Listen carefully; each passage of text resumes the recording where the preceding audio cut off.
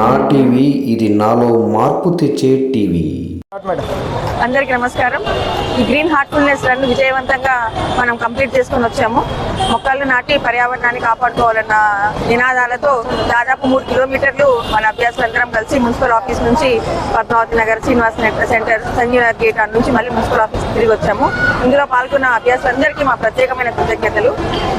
ఈ సందర్భంగా ఈ ప్రపంచ ధ్యాన దినోత్సవం సందర్భంగా ఈ రాత్రి 8 గంటలకి మనందరము మానవులందరము కుల మత జాతులన్నీ తేడాలను పక్కన పెట్టి ఒక అర్ధగంట సేపు మన అంతరంగంతో మనం అనుసంధానమయ్యి ప్రపంచ శాంతి కోసం, ప్రపంచ శాంతి స్థాపన కోసం మనందరం ధ్యానం చేద్దాం.